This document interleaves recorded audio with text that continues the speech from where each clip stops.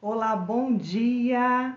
Vamos começar mais uma live hoje, né? A nossa última live da semana. A gente faz live todos os dias, de segunda a sexta, às 9 da manhã. E hoje eu quero falar com você sobre como viver o seu propósito. Como é que você pode viver o seu propósito? O que fazer, né?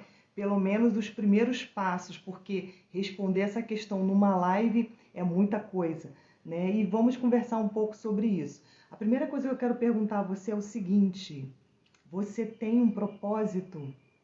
Você tem um propósito de vida? Ou você sabe qual é o seu propósito de vida? Sabe qual que é a importância disso?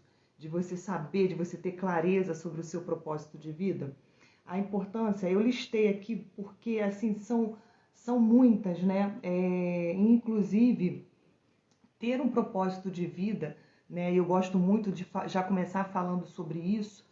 Ter um propósito de vida nos torna mais assertivas nas nossas decisões, né? A gente consegue olhar para a nossa vida, para a nossa circunstância, para a nossa situação e entender, né, que decisão tomar, porque a gente sabe exatamente para onde está indo. Então, ter um propósito de vida, né, facilita muito as nossas decisões. A primeira coisa que eu coloquei aqui, para quê, né? Por que é importante ter um propósito de vida? Sabe essa sensação de vazio, essa sensação de inadequação, né? Não tenho muito um lugar para mim. É, Quando você tem um propósito, eu estou pensando aqui porque isso está muito ligado a essa sensação de vazio, né? De falta de sentido, né? Falta de sentido para a vida. Então, quando você tem um propósito, quando você tem um propósito claro para a sua vida, né? Você começa o ano já traçando metas para esse propósito. Então, você alinha suas metas a esse propósito que você tem. Isso vai dando à sua vida sentido, né? Vai dando à sua vida razão, motivação, até para as suas ações. E quando acontece do desânimo bater, é o propósito que segura você fazendo o que tem que ser feito, né? Encontrar satisfação e felicidade. Por que eu falo de satisfação e felicidade? Porque está intrinsecamente, né, ligadas, né, tanto a satisfação quanto a felicidade. A sensação de insatisfação é justamente o que traz infelicidade, né? Quando a pessoa ela não tem satisfação no que faz, satisfação na vida dela, quando a pessoa ela não tem satisfação no relacionamento dela. Então isso acaba fazendo com que ela fique muito infeliz. Então a satisfação e a infelicidade estão ligadas. Por isso que ter um propósito, a primeira coisa que faz na nossa vida, que traz para a nossa vida, né, além de assertividade, então vamos dizer que a segunda coisa é a sensação de satisfação. Porque o que você entende que as suas atitudes, que as suas ações, né, que o que você está fazendo tem um sentido, tem uma motivação, tem um objetivo. Sentir-se também realizada e plena, né? A pessoa que tem um propósito de vida, ela se sente realizada, ela se sente plena porque as atitudes dela, as ações dela vão gerando, né, resultado que a deixa satisfeita, que a deixa com a sensação de plenitude, né? Até porque você entender para que você veio, você entender por que você está aqui, né, te dá essa sensação de plenitude, de realização. Você começa a se sentir realizado por conta dos resultados que você vai obtendo e que vai te encaminhando ao seu objetivo. Viver o plano de Deus para você. Esse é o nosso principal objetivo no propósito, né? De entender o propósito. Nosso principal objetivo de entender o propósito é saber qual é o plano de Deus para a nossa vida. Porque todos nós que estamos aqui, todos nós, né, que nascemos por um propósito, nascemos por uma missão. A Bíblia diz que Deus tem plano para a vida de todos, e isso é uma verdade. Deus tem plano para a vida, mesmo para aquelas pessoas que não acreditam, mesmo para aquelas pessoas que vivem. Bom dia, Carla. Mesmo para aquelas pessoas que vivem como se não acreditassem nisso. Mesmo para aquelas pessoas que vivem alheias, que vivem sem pensar nisso. Ainda assim, Deus tem um plano e um propósito para a vida dessas pessoas. A sensação também de você estar conectado à sua essência, né? Você está conectado ao próprio Deus. Bom dia, amiga. Ao próprio Deus, né? Então, quando você tem um propósito claro na tua mente, quando você está alinhada, né, nesse propósito, essa sensação de conexão é muito grande. A sensação de que o que você faz é aprovado, né, pelo Senhor. Então isso dá na gente, além de segurança, dá na gente uma alegria, né? Aquela alegria realmente que ninguém entende, né? Muitas das vezes a nossa circunstância nem está favorável, nem está boa, mas no nosso interior a gente tem a paz que excede todo entendimento. A gente tem alegria, porque a gente tem essa certeza, né, de que está vivendo o propósito, que está vivendo o plano de Deus para a nossa vida. E sucesso, né? Deus não faria um plano para a gente que não tivesse sucesso. Deus não nos daria um plano fadado ao fracasso. Então, a certeza de que é um sucesso e a sensação, né, do sucesso, ela é muito grande quando você está alinhado ao seu propósito. E aí eu quero te falar uma coisa, quero te perguntar uma coisa. Você tem claro onde você quer chegar? Você tem claro isso com você? Até aonde você vai? Né? O caminho por onde você tem que seguir? Tudo isso se torna muito claro quando você tem um propósito de vida, né? Eu quero falar com você sobre uma mulher, a mulher do fluxo de sangue. Esse texto está em Marcos 5, do versículo 24 ao versículo 34. Conta a história de uma mulher. Essa história é muito conhecida, né? Fala a história de uma mulher. Essa mulher, ela tinha um fluxo de sangue. A gente sabe que é uma menstruação que não cessa, né? Há 12 anos ela vivia com isso. A gente imagina que o período da menstruação é de 4 a 7. Se esse período se prolongar 7 dias, a gente não fica legal, né? A gente já fica muito fraca, a gente fica cansada, né? Com a sensação de falta de energia, né? A gente tem essa sensação de falta de energia. Imagina 12 anos com um fluxo de sangue. Ontem eu estava fazendo o meu devocional, aí eu lembrei também de falar com você que eu ganhei anêmica, né? Ela fica anêmica. E com certeza, né? 12 anos, né? Com um fluxo de sangue. Eu ganhei um devocional da minha igreja. Amei esse devocional. Eu tenho o hábito de ter um caderno de oração. Por 2 anos eu cultivei esse hábito em mim, de ter um caderno de oração. Então, eu escrevo a minha oração e depois escrevo ali o que foi respondido e quando foi respondido. Eu tenho esse hábito. E no início desse ano, dia 1º de janeiro, eu fui fazer a minha retrospectiva. Qual que é a minha retrospectiva? Eu estou fazendo um parênteses para dizer por que eu ganhei esse devocional. E o que esse devocional tem a ver também com o propósito. E aí, no 1º de janeiro, eu fiz a minha retrospectiva. Qual que é a minha retrospectiva? É justamente pegar esse caderno de oração, desfolhar ele, né? Eu invisto esse tempo, às vezes demora 1 ou 2 horas, mas eu invisto esse tempo. Dia 1º de janeiro é feriado, então eu faço isso de manhã. Esse é o 3º ano que eu fiz, né? E aí eu fui lendo ali coisas que eu fui abençoada ao longo do ano. Eu nem lembrava que tinha orado e nem lembrava que tinha recebido. Isso vai fortalecendo a gente para o próximo ano. Falar disso com você também está me fortalecendo hoje, porque a gente tem que trazer à memória aquilo que te dá esperança, né? E aí eu fiz isso. E qual não foi a minha surpresa quando esse ano, o primeiro culto que eu fui à minha igreja, eu ganhei esse caderno de oração, esse devocional. E ali eu escrevo também as minhas orações, escrevo também, né, as minhas meditações na palavra do Senhor. E eu estava lendo, né, justamente sobre Raquel, né, que faz parte do meu devocional, o meu projeto de ler a Bíblia em um ano. E eu ganhei, olha, casou tudo, né? Ganhei o caderno e a igreja também entrou nesse propósito, né? De ler a Bíblia em um ano. E aí eu estava lendo que quando Raquel, ela é a esposa de Jacó, né? Jacó trabalha por ela aí 7 anos. Trabalhou 7 anos, foi enganado, levou a Lia, que era irmã dela. Eu não sei se vocês estão ouvindo esse barulho é da serra aqui, tá? De cortar grama. E depois ele casa com Lia enganado e depois ele consegue casar com a Raquel. Enfim, depois que ele forma a família dele cresce e ele precisa sair da casa do sogro, a Raquel leva um deus deles, né?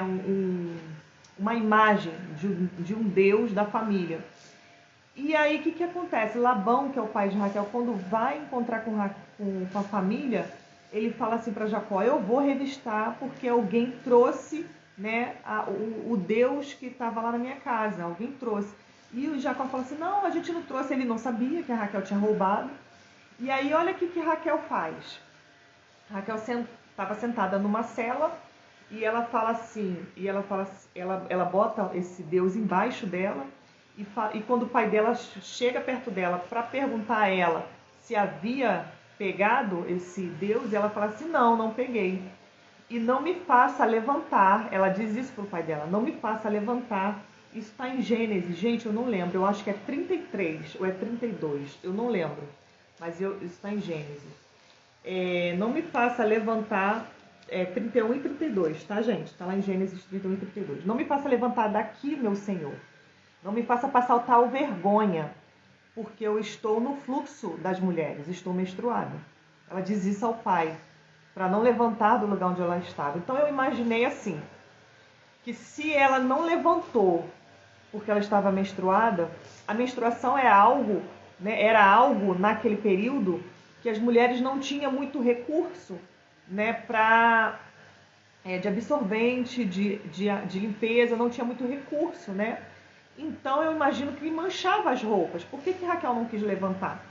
Né, para o pai dela não ver que ela estava menstruada.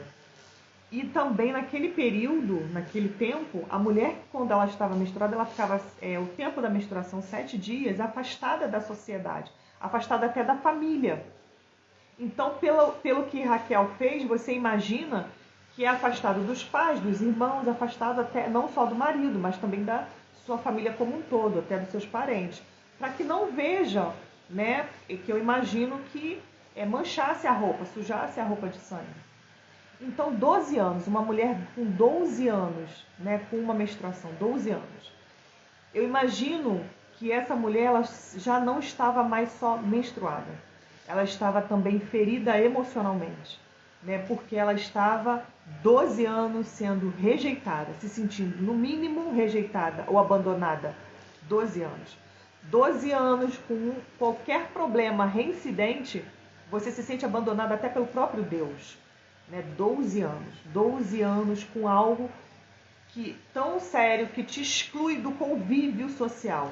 12 anos de algo que te exclui do convívio familiar. 12 anos. Então, ela tem um plano, né? Ela tem um plano. Esse plano dela nasce a partir de um objetivo, nasce a partir de um propósito. Olha a importância de você ter um propósito. Esse plano dessa mulher que está há 12 anos sofrendo, nasce 12 anos de sofrimento, 12 anos sofrendo, 12 anos. Esse plano nasce de um objetivo, de um propósito. Qual que era o objetivo dessa mulher? Ela queria, o objetivo dela não era tocar Jesus. O objetivo dela era curar o seu fluxo de sangue. Para curar o seu fluxo de sangue, ela precisou estabelecer metas. Uma dessa meta foi tocar Jesus, mas o propósito dela era curar o seu fluxo de sangue. E aí ela vai, se enfia no meio da multidão. Ela não podia estar ali, ela não podia. Então ela já burlou uma regra, vamos dizer assim. Ela não se preocupou com o que as pessoas podiam pensar dela, nem se preocupou, ou se isso foi uma preocupação, isso não a paralisou. O que as pessoas estavam pensando dela não a fez parar, porque ela tinha um objetivo claro. Olha a importância de você ter um objetivo claro para você, saber exatamente para onde você está indo, o que você quer fazer. Ela sabia exatamente o que ela queria. Ela queria se livrar do mal que ela estava, que era o fluxo de sangue, que era a menstruação constante. Para fazer isso, ela tinha um objetivo. O objetivo era tocar em Jesus. Para chegar a esse objetivo, ela teve de fechar os olhos para o que podiam falar dela. Gente, isso é muito sério, porque muitas das vezes a gente tem um objetivo, a gente tem um propósito, e o que o outro vai falar da gente vai querer nos paralisar, a gente vai se sentir enfraquecido pelo que o outro falou. A gente vai sentir que o que a gente está fazendo é errado por causa do julgamento do outro. Essa mulher tinha um país inteiro contra ela. Ela não tinha só a família, ela tinha toda uma sociedade contra ela, porque ela não podia estar ali toda suja de sangue, porque pela história de Raquel você via, né, que ela estava suja, porque se a Raquel não levantou para o pai que estava chegando ali, era porque a roupa ficava suja, sem absorvente. Então era visual a menstruação, não tinha como esconder. Hoje nós, quando estamos menstruadas, a gente esconde, a gente consegue esconder. Como eu falo, o que eu quero dizer com esconder? A gente consegue disfarçar, as pessoas não percebem se a gente não falar. É isso que eu quero falar sobre esconder a menstruação. Menstruação a gente não esconde, não é disso que eu estou falando. Mas o que eu quero dizer é que as pessoas só vão saber se a gente disser. Naquela época não, naquela época era visual. Essa mulher venceu a vergonha. Essa mulher venceu o desânimo físico. Essa mulher venceu o preconceito. Olha quantos gigantes ela teve de lutar para chegar na meta dela. Essa mulher, ela venceu o que as pessoas estavam falando sobre ela. Ela podia ser apedrejada pelo fato dela estar ali no meio da multidão. Mas ela tinha um objetivo. Gente, ter um objetivo, e eu te pergunto novamente, qual é o seu objetivo? Você tem é o teu combustível para vencer os vários gigantes que aparecem na tua frente. Então você viver o propósito é o combustível que vai te impulsionar quando você quiser paralisar. É o combustível que vai te dar energia quando os gigantes se levantarem na sua frente. Que gigantes são esses? Pessoas que podem criticar você. Pessoas que podem te apontar e dizer que o que você está fazendo é inútil, que o que você está fazendo não é bom, que o que você está fazendo é cansativo. É cansativo isso que você está fazendo. Meu Deus, quantas vezes eu ouvi isso? Ai, mas é muito cansativo você fazer live todo dia. Quantas vezes eu ouvi isso? Mas quando você olha para o teu objetivo, para o teu foco, quando você olha para o teu propósito, ele vai te dar combustível para prosseguir. Porque se o primeiro gigante que se levanta à tua frente, você não for capaz de vencer, você imagina os próximos, porque aparece, você sabe que aparece. Então essa mulher, ela tinha um objetivo que era tocar em Jesus. Ela tinha um propósito que era se livrar do fluxo de sangue. Nada podia detê-la. E ela vai. Ela vence tudo isso que eu acabei de falar para você.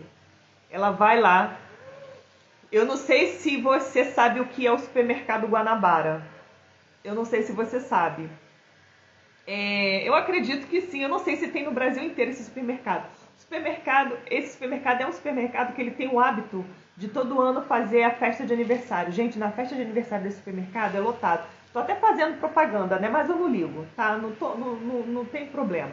É um supermercado que fica muito cheio. Tu imagina que a cidade inteira, ele tem em cada lugar, né? Em cada município tem um. Em cada cidade, em cada município tem um. E aí, a cidade toda vai para esse lugar no dia do aniversário, né? Desse supermercado. E uma vez, uma colega minha, ela filmou como foi que ela conseguiu pegar uma caixa de lenço umedecido. Ela fez igual o soldado, gente. Ela foi por debaixo, assim, das pessoas, das pernas das pessoas, e foi igual o soldado mesmo, no chão, pegou a caixa de lenço umedecido da prateleira e voltou de ré. Olha só, ela filmou. Gente, eu ria tanto. Eu imagino que a mulher do fluxo de sangue fez isso. Eu imagino que para ela chegar a Jesus, porque Jesus era uma celebridade. Naquele momento, Jesus era uma celebridade. Quando Jesus estava aqui em carne e osso, ele era uma celebridade. Então as pessoas andavam em volta dele, porque o que as pessoas querem de uma celebridade? Pegar carona na cauda do cometa, né? As pessoas querem isso da celebridade, não é verdade? As pessoas querem pegar carona na cauda do cometa. Então, o que elas fazem? Elas querem tocar, elas querem tirar uma selfie, né? Elas querem estar perto. E Jesus emanava milagre. Resolvia o problema da vida de todo mundo. Então, as pessoas queriam estar perto. Muitos para ver, outros para criticar. E aí eu vou te falar uma coisa. Quando você se tornar uma celebridade, porque você vai... De alguma forma, você vai se tornar conhecida. Não sei se com todo esse aparato de Jesus, com todo esse glamour, com todo essa fama de Jesus, mas você vai se tornar celebridade no seu meio, e quando isso acontecer, as pessoas que se aproximarem de você serão pessoas querendo ver você se ferrar para poder falar mal, vão ser pessoas que vão querer pegar carona nessa cauda de cometa, vão querer um pouquinho do que você tem, vão ser pessoas que querem se aproximar de você por aquilo que você pode proporcionar a elas, e terão também pessoas genuinamente que acreditarão no seu trabalho. Então vai ter todo tipo de pessoa. Era isso que Jesus tinha à volta dele. Todos esses tipos de pessoa. E essa mulher venceu tudo isso para chegar até Jesus. E ela toca nele, no manto dele, toca só na roupa dele. Porque ela sabia, ela tinha arquitetado um plano. Ela sabia que se ela tocasse nas vestes dele, ela conseguiria o que ela buscava. Ela atingiria o objetivo dela, que era curar-se do fluxo de sangue. Então, olha quanta coisa ela teve de vencer para que ela conseguisse o objetivo dela. Às vezes, quando a gente tem um objetivo, a gente tem que vencer pessoas mesmo. Quando eu digo vencer pessoas, não é você retrucar, não é você brigar, não é você tratar mal a ninguém. Mas é você saber ouvir as negativas que vêm para a sua vida. É você saber ouvir as críticas que vêm na sua vida. Como é que você sabe ouvir isso? Retrucando, rebatendo, se posicionando em Deus. Sabe como a gente se posiciona em Deus? Quando a gente conhece o nosso propósito, a gente faz isso. Sabe como é que a gente se posiciona em Deus? Muitas das vezes é ficando quieta mesmo. E continuar a fazer o que você está fazendo. Muitas das vezes se posicionar em Deus é você fazer silêncio e continuar brilhando a luz do Senhor que já tem dentro de você. Você brilhar, eu brilhar, depois, logo após um comentário negativo, não é só difícil, é quase impossível. A nossa luz automaticamente já se ofusca por causa das nossas emoções. As nossas emoções ditam o nosso dia, ditam o nosso comportamento. Olha a importância de você ter equilíbrio emocional, de você ter gestão das suas emoções. Olha a importância disso. Porque são as suas emoções que vão ditar as suas ações, que vão ditar o que você vai fazer. E aí essa mulher, mesmo ela estando, ela venceu isso também. Porque mesmo ela estando muito mal, ela estava muito mal. Gente, esse barulho está bem alto, né? Eu nem sei se eu coloco essa live no YouTube por causa desse barulho. Ela estava muito mal emocionalmente, porque ela estava sendo rejeitada, abandonada durante 12 anos. 12 anos não são 12 dias. Então ela venceu até as suas emoções. Ela venceu para continuar fazendo o que ela tinha de fazer, para ela chegar onde ela queria chegar. Olha como isso é importante, você saber onde quer chegar. Olha como o seu combustível é o seu propósito.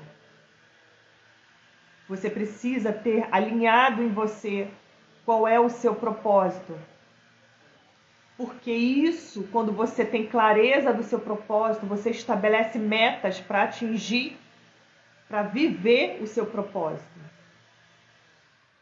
E aí, eu quero ir terminando com você para te perguntar se você consegue perceber qual que é a importância de você ter claro suas metas, seus objetivos e o seu propósito de vida. Porque as críticas vão vir. As pessoas vão querer criticar você, mesmo quando você chegar no topo. A frustração do outro, a frustração das outras pessoas, é a forma como ela olha você e o mundo todo. Ela olha você e ela olha o mundo inteiro, tudo à volta dela, com os óculos da própria frustração. E são essas frustrações que ela teve, e ela nem sabe disso porque isso é inconsciente. São essas frustrações que fazem, que a motivam fazer as críticas que fazem pra gente. São essas frustrações que é o grande motivador da fala dessas pessoas. Porque a gente coloca para fora. A Bíblia diz que a gente transborda, que a boca fala do que o coração está cheio. E se o coração está cheio de frustrações, é frustrações que você vai ouvir daquela pessoa. Muitas das vezes, o que ela quer é se proteger de uma nova frustração. Então, ela acaba tentando nos dissuadir do que a gente está fazendo. Acaba tentando fazer com que a gente paralise o que as nossas ações, paralise até a nossa vida. Por causa do medo de se frustrar novamente. Ela não quer, de repente, que a gente se frustre. Isso eu estou falando se for alguém que ama a gente, né? Não alguém invejoso. Estou falando se for nosso marido, nossos pais, nossos irmãos, né? Pessoas que amam nossos filhos, pessoas que amam a gente. Porque o invejoso, ele vai ver a gente no topo, a frustração dele está transbordando da inveja dele, e aí ele quer que a gente paralise e critica a gente para nos paralisar, porque o nosso sucesso esfrega na cara dele que ele é um incompetente. Essa que é a verdade. Então, a gente tem que ter em mente que quando a gente tem um objetivo, a gente tem um alvo, a gente vai enfrentar vários gigantes. A gente vai enfrentar muita gente falando o contrário. Gente, e eu vou dizer uma coisa para você. Nós não podemos caminhar conforme o que o outro pensa a nosso respeito, conforme o que o outro fala de nós. Não podemos caminhar assim, porque aí não seria a nossa vida, não seria nós decidindo, seria o outro decidindo por nós, seria o outro traçando o nosso caminho. Qual que é o grande X dessa questão? É a gente conseguir, nós conseguirmos ter maturidade suficiente para que aquilo ali que a gente escutou não nos paralise, não nos faça desanimar. E outra coisa que eu quero que fique claro aqui para você é que o seu destino é diferente do seu propósito. O seu destino pode ser o seu propósito. Por isso que eu digo que propósito, viver o plano de Deus é uma escolha. Porque pode não ser o seu destino se você não se alinhar a ele. O seu destino é aquilo que você vai escolhendo ao longo da sua vida, que te leva a um lugar. Isso é o seu destino. E ontem eu falei para você sobre a importância da tua autoimagem para que o seu destino é definido pela forma como você se vê. Se você se vê incapaz, então você não vai... e ontem eu falei muito desse medo da incapacidade, né? Desse medo de se sentir incapaz, dessa sensação de incapacidade. Ontem eu falei muito sobre isso. Então, se você é uma pessoa que se sente incapaz, você nunca vai dar o próximo passo, porque você acha que não vai dar conta de viver o próximo nível da sua vida. Então, a sua autoimagem, a forma como você se olha, vai definir o seu destino. Foi isso que eu falei ontem para você. E falei ontem para você também que quando você vive o seu propósito, é necessário que você faça renúncias. E aí é renúncia de pessoas, renúncia de ambiente, renúncia de situações, renúncia de momento, renúncia de prazer. Não sei que renúncia você vai ter que fazer. Mas quando você está alinhada ao seu propósito, ao propósito que Deus tem na sua vida, é necessário que você faça algumas renúncias. Isso tudo que eu estou falando de fazer renúncia, da sua autoimagem, tudo isso vai definir o seu destino, onde você vai, aonde você vai chegar. Se você está alinhada ao propósito de Deus na sua vida, a sua autoimagem é pautada no que Deus falou de você. As suas decisões é pautada no que Deus quer de você e não no que os outros pensam a seu respeito. Se você tem o propósito de Deus alinhada na sua vida, as suas metas são pautadas nas metas que Deus quer que você alcance, não na sua capacidade. Olha a importância de você viver um propósito de vida. Olha por que eu estou aqui todos os dias tentando te ensinar a viver o plano de Deus. Porque o sucesso que você tanto quer, ele só vem realmente, genuinamente, em todas as áreas da sua vida, se você estiver alinhado a esse propósito. Porque o propósito de Deus nunca vai sacrificar o seu papel de mãe, nunca vai sacrificar o seu papel de esposa, nunca vai sacrificar a sua família, nunca vai exigir que você tenha uma família fracassada. Nunca vai fazer você renunciar à sua família, porque Deus honra a família, Deus criou a família. Então, você estar alinhado ao propósito de Deus na sua vida, você traçar as suas metas conforme esse propósito, vai fazer com que você tenha sucesso em todas as suas áreas. Em todas. Deus não quer que você trabalhe de forma negligente, que você desempenhe seu papel profissional de forma negligente. Ele quer que você tenha excelência no que você faz. Então é certo você ter sucesso. É a carreira, né? E aí eu vou falar também da sua carreira, da minha carreira. A nossa carreira profissional é diferente do nosso propósito de vida. A gente utiliza a nossa carreira profissional para exercer o nosso propósito de vida. Qual é o grande propósito que Deus tem para a vida de cada um de nós? Que a gente seja feito à imagem e semelhança dele. Para isso ele mandou Jesus, para que Jesus seja o nosso exemplo, o nosso mentor. E aí a gente vai exercer essa luz que Deus já colocou em nós. A gente vai brilhar essa luz por onde quer que a gente passe. Então, dentro da nossa casa, a gente tem que ser luz também. Para o nosso marido, para os nossos filhos, para aquelas pessoas que estão próximas a nós. E a gente não consegue ser luz dentro da nossa casa se a gente está fraca emocionalmente. A gente não consegue ser luz dentro da nossa casa se a gente não tem uma posição em Deus, nos nossos pensamentos, nas nossas atitudes. Viver com propósito é uma escolha. Viver com propósito é uma escolha. A gente escolhe isso todo dia. Na hora que você acorda, você escolhe viver o propósito de Deus para você. O propósito de Deus para você é um plano para a sua vida inteira, mas ele é desempenhado dia após dia. Saber e estar alinhado a esse propósito. Eu nunca falei disso aqui, né? E eu vou falar isso pela primeira vez hoje. Estar alinhado a esse propósito é essencial que você tenha uma vida com Deus, uma vida de intimidade com Ele. Como é que você estabelece uma vida de intimidade com alguém? Conversando com essa pessoa, ouvindo essa pessoa, trocando com ela, né? Tendo tempo de qualidade com ela. Você, mãe, você ficaria satisfeito se só seu filho te desse um bom dia de WhatsApp? Você ficaria satisfeita se seu filho te desse somente satisfação da vida dele pelo WhatsApp? Mãe, hoje eu fui ao shopping. Esse é o diálogo que você estabelece com o seu filho o dia inteiro. Isso daria ao seu coração satisfação?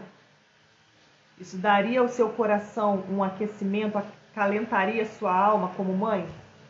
A mesma coisa é Deus. A gente precisa dispensar, a gente precisa investir um tempo de qualidade com Ele. A Bíblia diz assim: clame a mim, diz o Senhor, clame a mim e eu responder-te-ei e anunciar-te-ei coisas grandes e firmes que você não sabe. Falarei com você coisas do seu futuro que você não sabe. Mas para que Deus fale com a gente precisa estar com Ele. A gente precisa ter tempo de qualidade com Ele. Que hoje você saia dessa live, que hoje você saia dessa aula certa de que você precisa estabelecer, que isso precisa ser a sua prioridade.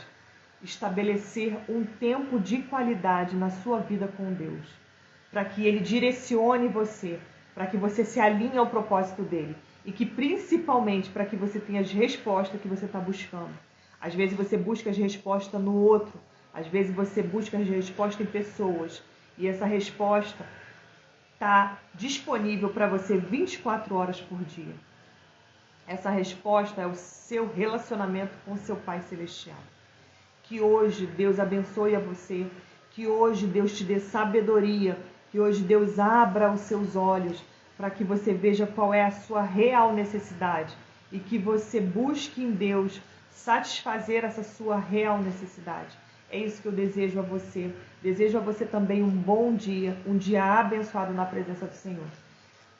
Segunda-feira voltamos às 9 da manhã. A gente faz live de segunda a sexta, todas as manhãs, né? De 9 da manhã, aí mais ou menos uns 30, 40 minutos de live. Gente, um beijo grande, obrigada por estarem aqui. Que Deus fale ao coração de vocês. Né? Foi um tempo que vocês investiram em vocês mesmos. Que Deus abençoe vocês e dê a vocês sabedoria. Um beijo grande, tchau, tchau.